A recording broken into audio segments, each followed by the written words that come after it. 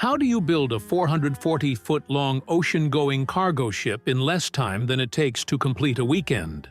By December 1941, when Japanese bombs shattered the illusion of American isolation at Pearl Harbor, this question became more than academic curiosity. It became a matter of national survival.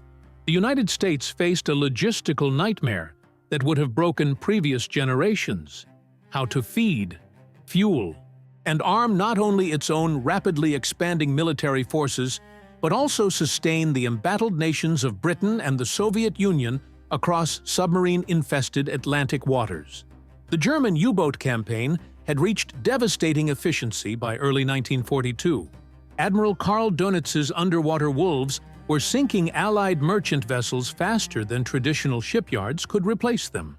British shipbuilding, despite centuries of maritime expertise, operated under the constraints of precision craftsmanship that required months to complete a single vessel. Each ship represented weeks of careful riveting, meticulous fitting, and traditional construction methods that had changed little since the Victorian era. The mathematics were brutally simple. German submarines were destroying approximately 200 ships per month, while Allied shipyards struggled to complete 30 replacements in the same time frame. American industrial capacity in early 1942 existed largely on paper. The nation possessed abundant raw materials, willing workers, and innovative engineers, but lacked the infrastructure for massive shipbuilding. Most coastal shipyards remained modest operations designed for peacetime naval construction or civilian vessels. The largest facilities could accommodate perhaps 6 ships simultaneously, using construction techniques that emphasized quality over speed. Skilled shipwrights served lengthy apprenticeships, learning the art of ship construction, treating each vessel as a unique creation, requiring individual attention and craftsmanship. President Franklin Roosevelt announced the Emergency Shipbuilding Program in January 1942, calling for an unprecedented 2,751 cargo vessels to be constructed within 3 years. The announcement seemed to ignore basic industrial reality. America possessed approximately 200,000 workers with shipbuilding experience, while the program would require nearly 2 million workers to meet its ambitious targets. Traditional construction methods required an average of 355 days to complete a Liberty ship from keel laying to launch, meaning the program would need until 1947 to fulfill its objectives, assuming no vessels were lost to enemy action during construction. The Liberty ship design itself represented a compromise between speed and functionality rather than elegance or innovation. British naval architects had provided basic specifications for a simple cargo vessel based on a pre-war British design, emphasizing standardization over performance. The ships would steam at a modest 11 knots, carry approximately 9,000 tons of cargo, and sacrifice virtually every amenity for utility. Naval traditionalists privately referred to them as ugly ducklings, or worse, questioning whether such crude vessels could survive North Atlantic storms, let alone enemy attacks. Steel allocation presented another seemingly insurmountable challenge. Each Liberty ship required approximately 2,500 tons of steel at a time when American steel production was already stretched between military aircraft, tanks, ammunition, and civilian needs. The War Production Board faced impossible choices: reduce tank production, limit aircraft manufacturing, or abandon the merchant shipbuilding program. Military planners argued that without adequate shipping, American weapons would remain uselessly stockpiled in domestic ports while Allies faced defeat overseas. Shipyard locations posed geographic and logistical complexities that defied easy solutions. Traditional shipbuilding concentrated on the East Coast, where established facilities possessed cranes, dry docks, and skilled workers. However, these yards were already committed to naval vessel construction and lacked space for massive expansion. The West Coast offered available land but minimal shipbuilding expertise. Southern ports possessed harbors, but virtually no heavy industrial infrastructure. The Great Lakes provided steel production centers, but required vessels to navigate the St. Lawrence Seaway to reach open ocean. Labor recruitment faced social and economic barriers that reflected American society in 1942. Shipbuilding had traditionally been an exclusively male profession, requiring significant physical strength and technical skill. The program would need to incorporate women, African Americans, and other groups previously excluded from heavy industrial work, while maintaining productivity and safety standards. Union representatives worried about diluting skilled trades with inexperienced workers, while management questioned whether diverse workforces could achieve the coordination necessary for complex construction projects. Raw material sourcing extended beyond steel to encompass thousands of specialized components previously manufactured by small suppliers with limited capacity. Liberty ships required engines, propellers, navigation equipment, communication systems, lifeboats, and countless smaller parts from manufacturers scattered across the continent. Each supplier operated with peacetime production schedules and quality control standards that emphasized perfection over speed. Coordinating deliveries from hundreds of vendors to dozens of shipyards while maintaining assembly line efficiency represented a logistics challenge without historical precedent. Quality control standards reflected the tension between speed and safety that would define the entire program. Traditional ship inspection involved meticulous examination of every rivet, weld, and fitting by experienced inspectors who took pride in rejecting substandard work. The emergency shipbuilding program would need to develop new standards that ensured seaworthiness without sacrificing production speed. Ships that failed at sea would not only lose their cargo, but also demonstrate to enemies and allies that American industrial might was built on quantity rather than quality.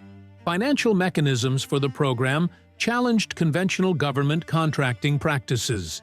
Traditional shipbuilding contracts emphasized cost control and penalty clauses that discouraged experimentation or speed improvements. The program would require new financial incentives that rewarded rapid production while maintaining minimum quality standards. Cost-plus contracts could encourage efficiency, but might also lead to wasteful spending, while fixed-price contracts might discourage the innovation necessary to achieve unprecedented production speeds. Military coordination between shipyards, naval inspectors, and merchant marine personnel required new administrative structures that could function at wartime pace. Peacetime procedures involved lengthy review processes that ensured proper documentation and accountability, but consumed weeks or months for routine decisions. The Liberty Ship program would need streamlined approval processes that maintained oversight while eliminating bureaucratic delays that could halt production lines operating on schedules measured in hours rather than days. The stark arithmetic of maritime warfare became undeniably clear during the first 6 months of 1942, when German submarines achieved what military historians would later term the Second Happy Time. U-boat commanders operated with virtual impunity along the American East Coast, sinking merchant vessels faster than spotters could report their positions. Between January and June 1942, Axis submarines destroyed 585 Allied ships, totaling over 3 million tons of desperately needed cargo. The rate of destruction meant that Britain would face starvation within months, while the Soviet Union would lose its capacity to resist German invasion. Admiral Jerry Land, head of the Maritime Commission, presented Congress with calculations that demonstrated the mathematical impossibility of victory under existing production methods. Traditional shipyards could complete approximately one vessel every 300 days, while German submarines were sinking ships at nearly 7 times that rate. Even if every existing American shipyard operated at maximum capacity without interruption, the Allies would face a net loss of approximately 150 ships monthly. Britain's survival depended on receiving minimum monthly shipments that required vessel availability far exceeding current replacement rates. The initial Liberty ship construction contracts reflected conventional shipbuilding practices that emphasized individual craftsmanship over mass production. Shipyards received orders for specific numbers of vessels with delivery schedules spread over 3 to 4 years, allowing for traditional construction methods and quality standards. The first Liberty ships, laid down in early 1942, followed peacetime procedures that required skilled shipwrights to hand-fit each component according to blueprints that assumed unlimited time for precise measurements and adjustments. Bethlehem Steel's Fairfield Yard in Baltimore demonstrated the futility of applying traditional methods to wartime urgency. Despite employing experienced shipbuilders and maintaining excellent quality standards, the yard required 365 days to complete its first Liberty ship in April 1942. The vessel exceeded all specifications for durability and performance, but at current production rates, the yard could deliver perhaps 8 ships annually. Military planners calculated that Fairfield's excellent work would contribute meaninglessly to the war effort if similar quality standards were maintained across all shipyards. Newport News Shipbuilding, America's most prestigious naval construction facility, faced similar contradictions between excellence and urgency. The company's reputation rested on precision engineering and innovative design that produced some of the world's finest warships. When assigned Liberty ship construction, Newport News craftsmen initially approached the task with traditional methods that emphasized perfect riveting and flawless assembly. The results were magnificent vessels that required 400 days to complete, a timeline that would ensure German victory through simple mathematical attrition. Kaiser Shipyards in Richmond, California, attempted to accelerate production by hiring additional workers and extending shifts to 24-hour operations. The strategy initially appeared promising, as more hands should logically complete work faster. However, the shipyard discovered that traditional construction methods created bottlenecks that additional labor could not resolve. Riveting crews could only work efficiently in small teams, while crane operations required sequential lifting that could not be parallelized. Adding more workers to riveting teams actually decreased productivity, as workers interfered with each other in confined spaces. Steel delivery schedules reflected peacetime logistics that assumed predictable transportation and leisurely construction timelines. Steel mills shipped materials according to contracts that specified delivery windows measured in weeks or months, allowing flexibility for railroad scheduling and inventory management. Shipyards typically stockpiled materials for several months of construction, maintaining adequate supplies without overwhelming their limited storage facilities. The accelerated construction schedule demanded just-in-time delivery that exceeded the capacity of existing transportation networks. Quality control procedures designed for peacetime construction became counterproductive obstacles to wartime production. Naval inspectors required 72 hours to complete standard inspections of hull sections before approving subsequent construction phases. Each inspection involved detailed measurements, documentation, and approval processes that ensured conformity with specifications but prevented continuous workflow. Inspection schedules designed for deliberate construction became critical path limitations when applied to accelerated production timelines. Skilled labor shortages became apparent as shipyards attempted to expand production beyond their experienced workforce capacity. Riveting, the standard hull construction method, required years of training to achieve acceptable speed and quality. Experienced riveters commanded high wages and could choose their preferred working conditions, making rapid workforce expansion impossible through traditional apprenticeship programs. Each riveting team included a heater, holder-on, and bucker, whose coordination required extensive experience working together. Component manufacturing lagged behind assembly requirements as suppliers struggled to increase production of specialized ship parts. Propeller manufacturers operated with lead times measured in months, while engine producers required similar timeframes for complex marine power plants. Coordination between hundreds of suppliers and dozens of shipyards required information sharing and scheduling precision that exceeded existing communication capabilities. Delayed component deliveries forced shipyards to halt construction on partially completed vessels, tying up valuable building ways while waiting for missing parts. Crane capacity limitations restricted construction sequencing and prevented effective utilization of expanded workforces. Shipyards possessed limited numbers of heavy cranes capable of lifting major hull sections, creating scheduling bottlenecks that affected entire construction sequences. Traditional shipbuilding choreographed crane movements around leisurely construction timelines, but accelerated production required cranes to operate continuously without scheduling conflicts. The shortage of heavy lifting equipment meant that additional workers often waited idly while crucial components remained uninstalled. Transportation infrastructure proved inadequate for the massive movement of materials and completed vessels required by the accelerated program. Railroad systems designed for peacetime commercial traffic could not accommodate simultaneous delivery of construction materials to multiple shipyards while maintaining civilian transportation schedules. Port facilities lacked the capacity to launch multiple vessels weekly while continuing normal commercial operations. The program's success would require transportation coordination that exceeded existing infrastructure capacity. Weather-related construction delays exposed the vulnerability of outdoor shipbuilding to seasonal conditions. Traditional shipyards scheduled construction activities around weather patterns that recognized winter limitations and seasonal worker availability. Accelerated production demanded continuous operation regardless of weather conditions, requiring new techniques for working in rain, snow, and extreme temperatures. Construction delays due to weather could accumulate into weeks of lost production that would compromise delivery schedules.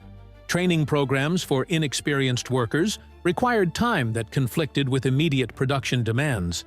Traditional shipbuilding apprenticeships lasted several years, while the war effort needed trained workers within weeks or months. Abbreviated training programs risked producing workers whose mistakes could compromise vessel safety or require expensive reconstruction. Balancing training thoroughness with training speed presented contradictions that seemed to offer no satisfactory solutions. Joseph Mott had spent 12 unremarkable years as a maintenance supervisor at a Ford Motor Company assembly plant in River Rouge, Michigan, when a telegram arrived in March 1942 summoning him to Richmond, California. The message, signed by someone named Henry Kaiser, offered double his current salary to help organize something called shipyard operations using automotive production techniques. Geese? Mott had never seen an ocean, knew nothing about ships, and possessed no maritime construction experience. His expertise lay in keeping automobile assembly lines running smoothly, coordinating the movement of parts and workers with clockwork precision that averaged one completed car every 24 minutes. Henry Kaiser, the construction magnate who had built Boulder Dam and dozens of other massive public works projects, had convinced the Maritime Commission to award his company contracts for 300 Liberty ships, despite having never built a vessel larger than a concrete barge. Kaiser's reputation rested on completing impossible construction projects ahead of schedule and under budget through innovative techniques and relentless organizational efficiency. He viewed shipbuilding as simply another construction challenge that could be solved through proper application of mass production principles borrowed from successful industries. Mott arrived at the Richmond shipyard to find organized chaos that defied his automotive industry experience. Traditional shipbuilders moved deliberately from task to task, treating each vessel as a unique creation requiring individual attention and craftsmanship. Workers clustered around specific ships for weeks or months, developing personal relationships with their projects that emphasized quality over speed. The shipyard operated more like a collection of individual workshops than a coordinated production facility, with each crew working independently according to their own schedules and standards. The fundamental difference between automobile and ship construction became apparent during Mott's first week observing Richmond operations. Automobiles moved along assembly lines where workers remained stationary while products came to them, allowing specialized workers to repeat identical tasks hundreds of times daily. Ships remained stationary while workers moved around them, preventing the specialization and repetition that enabled automotive efficiency.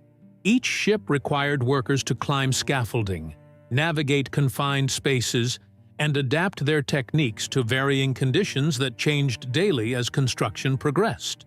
Mott spent his initial month studying construction sequences and identifying bottlenecks that limited production speed. Traditional shipbuilding followed logical progression from keel laying through hull construction, superstructure installation, and final fitting out. Each phase required completion before the next could begin, creating sequential dependencies that prevented parallel work and maximized construction time. Workers often waited for preceding tasks to finish before beginning their own work, resulting in significant idle time and inefficient resource utilization. The revolutionary insight that would transform American shipbuilding emerged from Mott's careful observation of riveting operations during his 6th week in Richmond. Skilled riveters worked in teams of 4, requiring coordination between workers who heated rivets, positioned them, held them in place, and hammered them tight. Each team could install approximately 200 rivets daily, while a Liberty ship required nearly 300,000 rivets for complete assembly. Mathematical calculations revealed that riveting alone would require 1,500 worker days, establishing minimum construction timelines that made accelerated production impossible. Mott had witnessed welding operations at Ford's River Rouge plant, where skilled welders joined steel components using electric arcs that melted base metals together. Welding required fewer workers than riveting, produced stronger joints, and could be performed by workers with abbreviated training periods. However, shipbuilding tradition strongly favored riveting for hull construction, based on decades of experience with riveted vessels and skepticism about welded joints' durability in marine environments. Naval architects worried that welded hulls might fail catastrophically under stress loads that riveted hulls could survive. The personnel challenge of implementing welding-based construction involved overcoming both technical and cultural resistance from experienced shipbuilders. Veteran shipwrights had built their reputations on riveting expertise accumulated over decades of practice. Welding represented not just a different technique, but a fundamental challenge to their professional identity and accumulated knowledge. Convincing experienced workers to abandon proven methods for experimental techniques required diplomatic skills that Mott had developed managing automobile workers resistant to assembly line changes. Mott's background in automotive parts coordination provided insights into prefabrication possibilities that traditional shipbuilders had never considered. Automobile factories manufactured components in specialized shops before bringing them to assembly lines for final installation. Ship construction had traditionally fabricated components in place, requiring workers to measure, cut, and fit parts individually aboard each vessel. Prefabrication could enable specialized workers to produce identical components efficiently, while allowing assembly workers to focus on installation rather than manufacturing. The organizational structure of traditional shipyards reflected craft guild traditions that emphasized individual expertise over coordinated teamwork. Master shipwrights supervised small crews of apprentices and journeymen, who learned their trade through years of observation and practice. Each craft maintained jealous control over its specific skills, resisting innovations that might diminish their importance or require cooperation with other trades. Mott recognized that automotive-style production would require breaking down craft barriers and creating integrated teams focused on overall productivity rather than individual excellence. Training programs for welding-based construction presented opportunities to recruit workers from non-traditional backgrounds who lacked preconceptions about proper shipbuilding methods. Women, minorities, and workers from other industries could learn welding skills more quickly than traditional riveting. while bringing fresh perspectives unburdened by maritime construction traditions. Mott had successfully integrated diverse workforces at Ford, understanding that productivity mattered more than conformity to traditional demographic patterns. Quality control for welded construction required developing new inspection techniques and standards appropriate for mass production rather than traditional craftsmanship. Automotive industry experience had taught Mott that quality could be maintained through statistical sampling and systematic processes rather than individual inspection of every component. Welding quality could be verified through standardized testing procedures that ensured structural integrity without requiring exhaustive examination of every joint. Proper training and consistent procedures could produce reliable results from workers with limited experience. Material flow coordination represented another area where automotive experience could revolutionize shipbuilding practices. Automobile factories synchronized material deliveries with production schedules, ensuring that components arrived precisely when needed, without creating storage problems or production delays. Shipyards traditionally stockpiled materials for weeks or months, requiring extensive storage space and inventory management. Just-in-time delivery could reduce storage requirements while ensuring continuous material availability for accelerated construction schedules. The resistance Mott encountered from traditional shipbuilders reflected deeper cultural conflicts between craft traditions and industrial efficiency. Shipbuilding had always been regarded as skilled craftsmanship, requiring artistic sensibility and individual creativity. Mass production techniques suggested that shipbuilding could be reduced to repetitive tasks performed by interchangeable workers, threatening the professional status and economic security of skilled shipwrights. Overcoming this resistance would require demonstrating that new methods could produce superior results rather than simply faster construction. Kaiser's support for Mott's innovations stemmed from the construction magnate's understanding that wartime demands required abandoning peacetime luxuries like traditional methods and established hierarchies. Kaiser had built his reputation by completing projects that experts declared impossible, using innovative techniques and aggressive scheduling that conventional wisdom rejected. The Liberty Ship program represented Kaiser's opportunity to demonstrate that American industrial capacity could overcome any challenge through proper application of mass production principles and organizational efficiency. The breakthrough that would revolutionize American shipbuilding occurred on September 27, 1942, when Mott convinced Kaiser to authorize construction of Liberty hull sections using electric welding instead of traditional riveting for the first time in maritime history. The decision came after weeks of heated debates with naval architects, marine inspectors, and experienced shipbuilders who warned that welded hulls might split apart in heavy seas or crack under cargo loads. Mott had prepared extensive documentation comparing welding strength to riveting, drawn from automotive industry experience and metallurgical research conducted at Ford's testing laboratories. The first welded hull sections emerged from Richmond's prefabrication shops within 48 hours, demonstrating construction speed that seemed impossible to traditional shipbuilders. Welders could join steel plates in continuous operations that required no breaks for heating rivets or coordinating multi-person teams. Single welders produced joints stronger than riveted connections while working independently at their own pace. The time savings were dramatic. Welded sections that required 8 hours to complete had previously demanded 24 hours using traditional riveting methods. Prefabrication of standardized hull sections transformed shipyard operations from custom construction to assembly line production. Instead of building each ship individually from basic materials, workers assembled pre-manufactured sections that fit together with precision tolerances. Specialized fabrication shops produced identical bow sections, stern sections, and midship modules that could be combined in various configurations. The system enabled multiple ships to be under construction simultaneously as workers assembled different sections in parallel rather than sequential operations. The modular construction system eliminated most on-site fitting and adjustment that had consumed enormous amounts of skilled labor in traditional shipbuilding.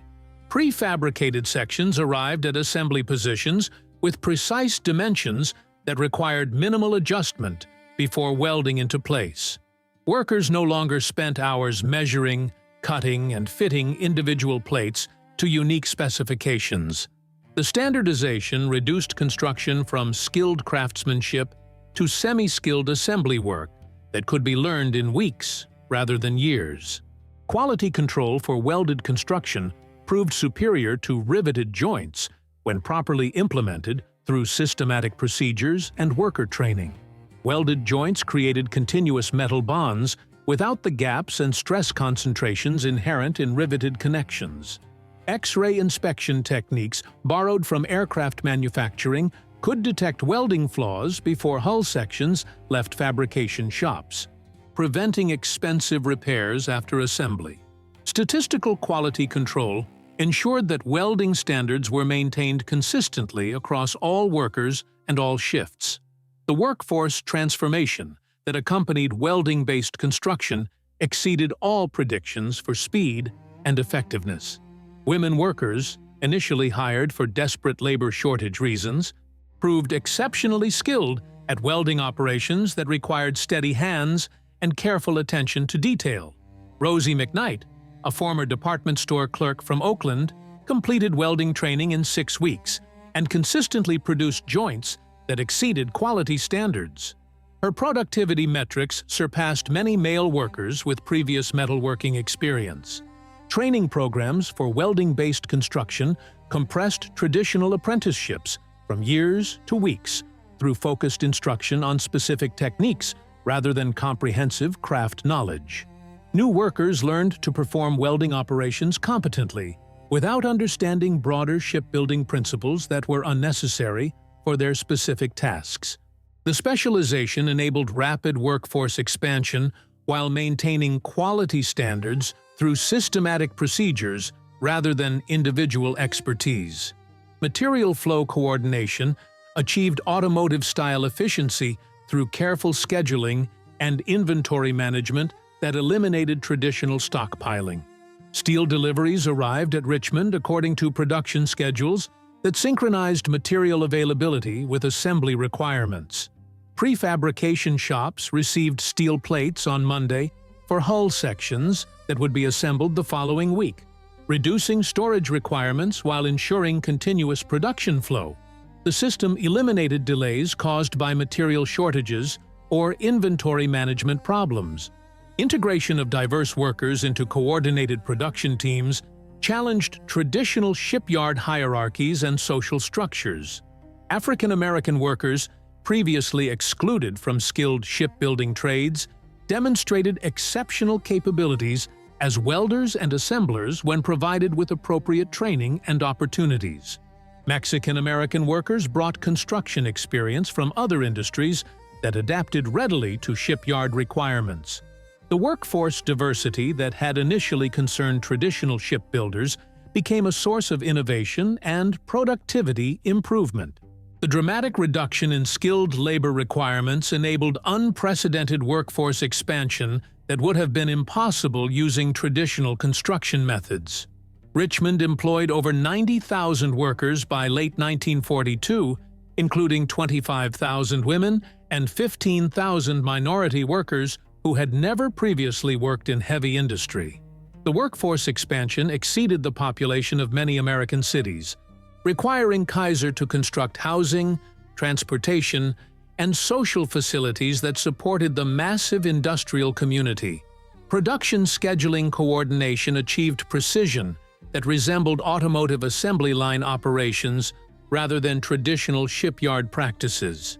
Each Liberty ship moved through construction phases according to detailed schedules that coordinated worker assignments, material deliveries, and equipment availability. The scheduling enabled multiple ships to share facilities and workers efficiently while maintaining continuous production flow without delays or idle time. Crane utilization improvements eliminated the bottlenecks that had previously limited production capacity regardless of workforce size.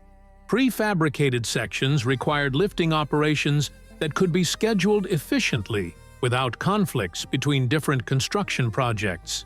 Heavy cranes operated continuously according to predetermined schedules that maximized their utilization while supporting multiple ships simultaneously. The coordination enabled shipyard capacity to expand beyond traditional limitations imposed by equipment availability.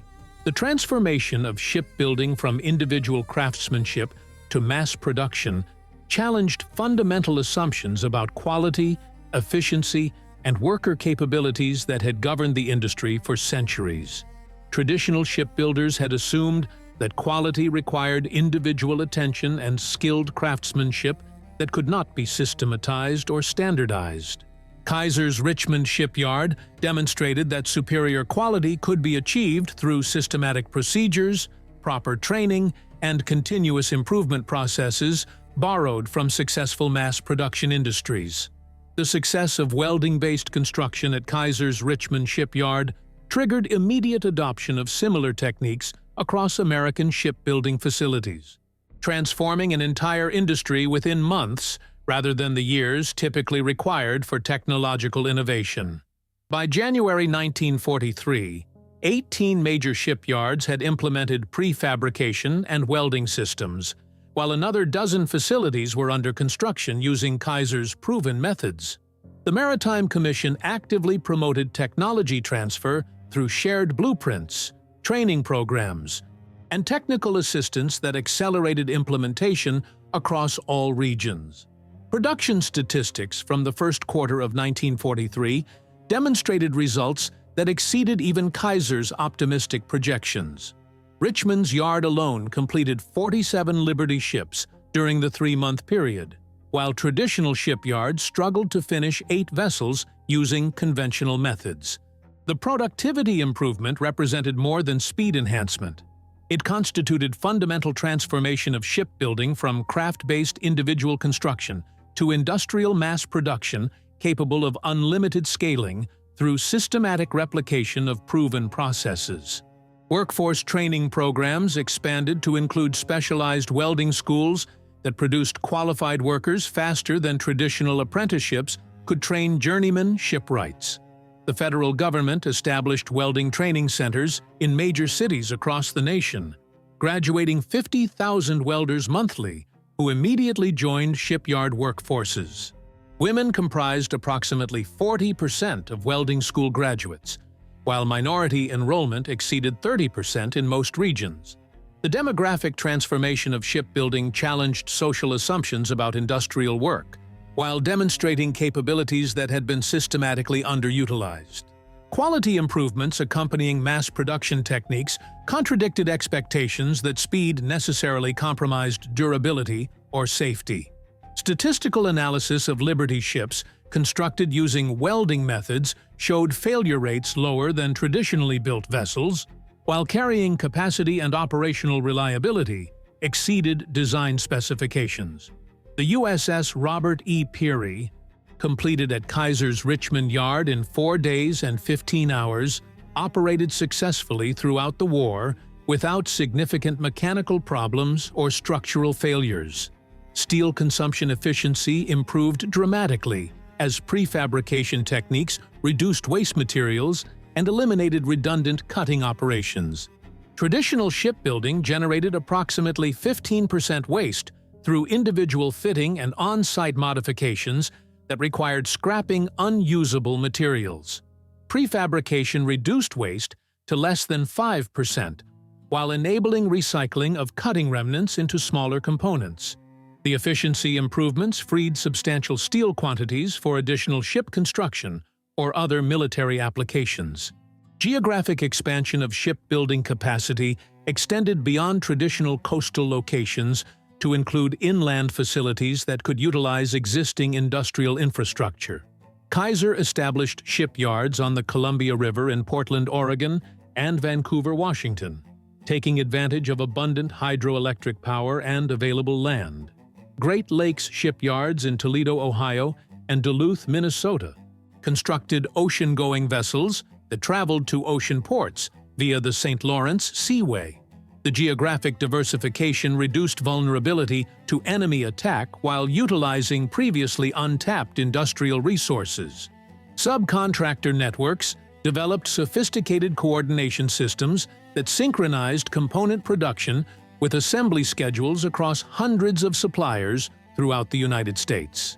Engine manufacturers in Wisconsin coordinated delivery schedules with propeller producers in Pennsylvania and navigation equipment suppliers in Massachusetts.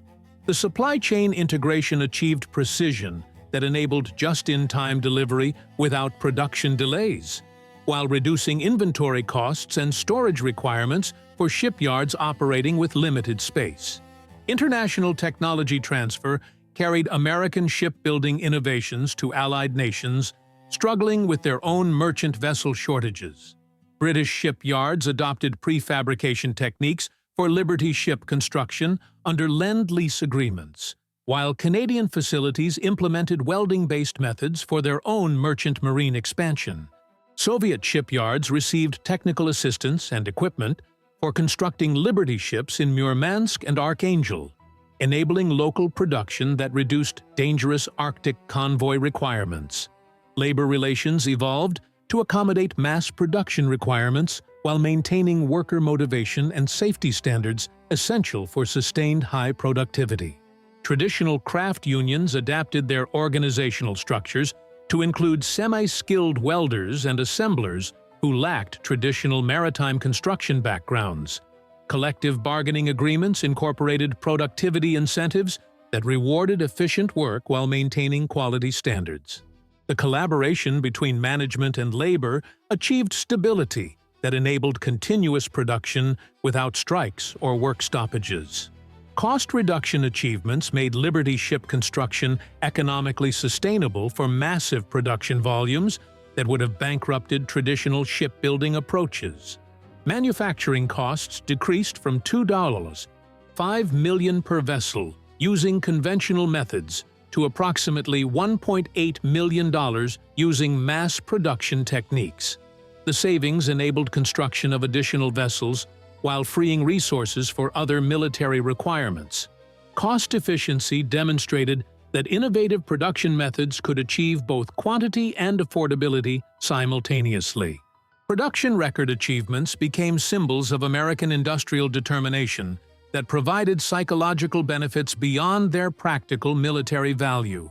Kaiser's Richmond Yard established the ultimate production record by completing the Liberty ship SS Robert E. Peary in 4 days, 15 hours, and 29 minutes from keel laying to launch.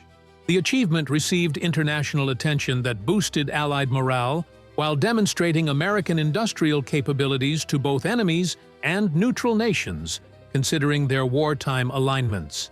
Technological innovations developed for Liberty ship construction found applications in other military production programs that required rapid scaling of manufacturing capacity. Welding techniques adapted for naval aircraft production, while prefabrication methods improved tank and artillery manufacturing. Quality control procedures developed for shipbuilding enhanced aircraft engine production and ammunition manufacturing. The cross-pollination of innovations accelerated technological advancement across multiple industries simultaneously. Transportation infrastructure improvements necessitated by massive shipbuilding programs created lasting economic benefits that extended far beyond wartime requirements. Railroad capacity expansion to serve shipyards improved freight transportation throughout the Pacific Northwest and Great Lakes regions. Port facilities constructed for Liberty ship launching provided commercial shipping advantages that supported post-war economic development. Highway improvements connecting shipyards to residential areas enhanced regional transportation networks that served civilian needs for decades. Post-war industrial capacity created by shipbuilding expansion provided manufacturing infrastructure that supported economic conversion from military to civilian production. Shipyard facilities were adapted for manufacturing household appliances, automobiles, and construction equipment using production techniques developed during wartime. The workforce skills developed during shipbuilding transferred readily to post-war manufacturing jobs that sustained economic prosperity. The industrial expansion that began with Liberty ship construction became foundation for sustained economic growth during the following decades. The final Liberty ship, SS Albert M. Bow, slid down the ways at Richmond Shipyard on October 30, 1945, marking the completion of humanity's largest single manufacturing achievement. In less than 4 years, American shipyards had produced 2,751 Liberty ships, totaling over 19 million tons of cargo capacity, equivalent to building a floating bridge of merchant vessels stretching from New York to London. The mathematical impossibility that had confronted Admiral Land in early 1942 had been transformed into statistical reality through systematic application of mass production principles to an industry that had resisted technological innovation for centuries. The human cost of achieving unprecedented production rates included workplace fatalities, industrial accidents, and social disruption that accompanied rapid transformation of American manufacturing. Over 200 workers died in shipyard accidents during the Liberty ship program, while thousands more suffered injuries from unfamiliar equipment and accelerated production schedules.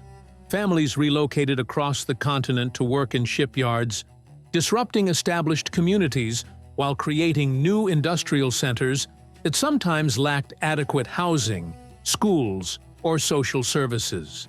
The price of victory included personal sacrifices that extended far beyond battlefield casualties.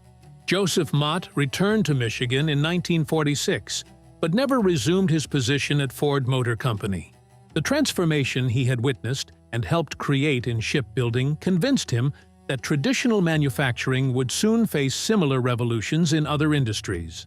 He established a consulting company that helped manufacturers implement mass production techniques developed during wartime, applying lessons learned from shipbuilding to civilian industries struggling with post-war conversion challenges.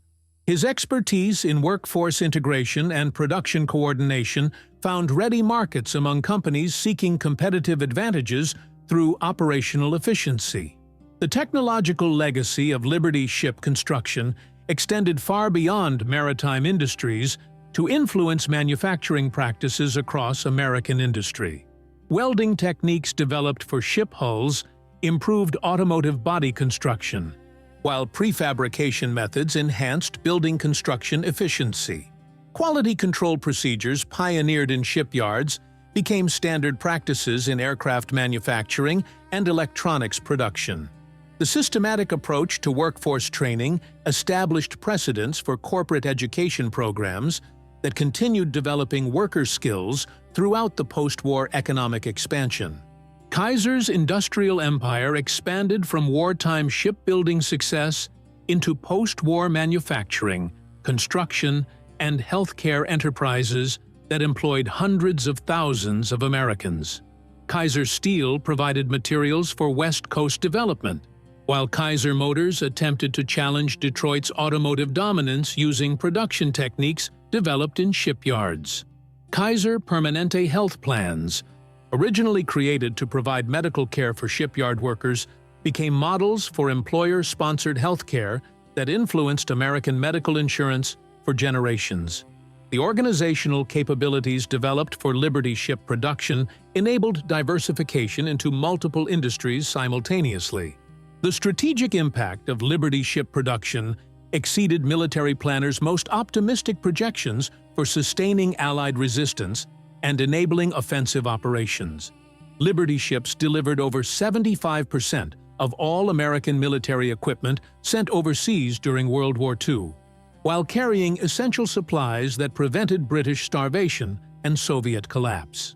The vessels enabled liberation campaigns in North Africa, Italy, and France that would have been impossible without massive cargo capacity to sustain expeditionary forces thousands of miles from American supply bases.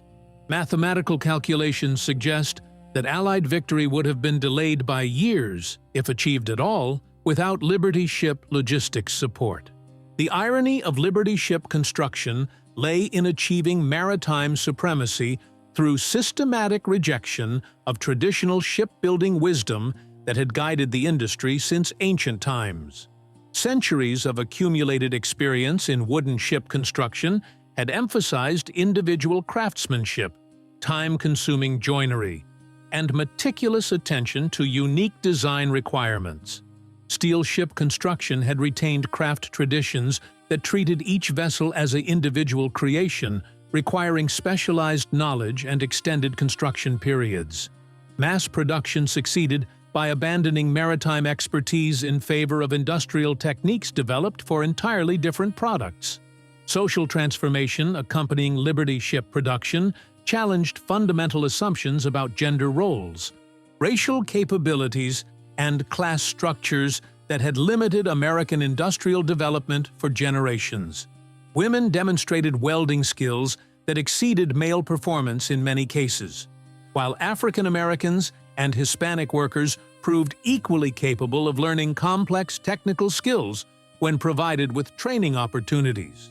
The integration of diverse workforces became permanent features of American manufacturing that continued expanding economic opportunities long after wartime emergencies ended. The social revolution accompanying Industrial Revolution created lasting changes in American society. The economic impact of Liberty ship construction established American shipbuilding as a major export industry that continued generating foreign currency earnings for decades after the war ended. Foreign nations purchased Liberty ships for their own merchant marines, while American shipyards won contracts for commercial vessel construction based on reputations established during wartime production. The technological expertise developed during emergency conditions became competitive advantages in peacetime markets where efficiency and cost control determined commercial success. American maritime engineering exported globally the innovations first tested under wartime pressure. Quality mythology surrounding traditional craftsmanship proved largely illusory when subjected to systematic measurement and statistical analysis. Liberty ships constructed using mass production techniques achieved service lives averaging 25 years, while demonstrating reliability superior to vessels built using conventional methods. The myth that handcrafted products necessarily exceeded mass-produced alternatives was disproven through objective performance measurement under challenging operating conditions. Excellence emerged from systematic procedures and continuous improvement, rather than individual artistry and traditional techniques. Educational institutions adapted curricula to include technical training programs that prepared workers for industrial careers, requiring shorter preparation periods than traditional apprenticeships. Community colleges and trade schools expanded offerings in welding, quality control, and production coordination that reflected skills needed in modern manufacturing. The democratization of technical education created opportunities for economic advancement that were previously limited to workers with family connections or extensive financial resources for lengthy training periods. Educational accessibility became foundation for sustained economic mobility. The paradox of Liberty ship success involved achieving superiority through systematic mediocrity rather than individual excellence. No single Liberty ship represented outstanding design innovation or construction artistry, yet collectively, they constituted one of history's most significant maritime achievements. The vessels succeeded through standardization, replication, and efficient production rather than unique capabilities or superior performance characteristics. Excellence emerged from systematic competence multiplied across thousands of identical units, rather than exceptional achievement by individual craftsmen. Contemporary manufacturing continues utilizing principles developed during Liberty ship construction, including just-in-time inventory management, modular prefabrication, and integrated supply chain coordination. Automotive production, electronics manufacturing, and construction industries employ techniques that descended directly from innovations first implemented in wartime shipyards. The organizational methods that enabled rapid scaling of shipbuilding capacity became standard approaches for managing complex manufacturing operations requiring coordination among multiple suppliers and specialized workforce teams. The ultimate measure of Liberty ship achievement was not the 2,751 vessels produced, but the demonstration that American industrial capacity could expand beyond all previous limitations when properly organized and systematically managed. The program proved that technological innovation, workforce development, and organizational efficiency could overcome resource constraints and logistical challenges that had seemed insurmountable. The confidence gained through successful completion of seemingly impossible tasks provided psychological foundation for post-war economic expansion and technological leadership that characterized American industry for generations. The legacy question that remains unanswered is how many similar achievements might be possible through proper application of systematic innovation and organizational efficiency to contemporary challenges that currently appear intractable. Climate change, healthcare delivery, infrastructure development, and educational access present problems requiring coordinated response on scales comparable to wartime emergency conditions. The precedent of Liberty ship success suggests that apparent impossibilities might be overcome through systematic application of proven principles for managing complex large-scale projects, requiring technological innovation and social cooperation. If you're listening to this story, take a moment to subscribe to our channel and let us know in the comments which city you're listening from. Your engagement helps us continue bringing these remarkable historical stories to light.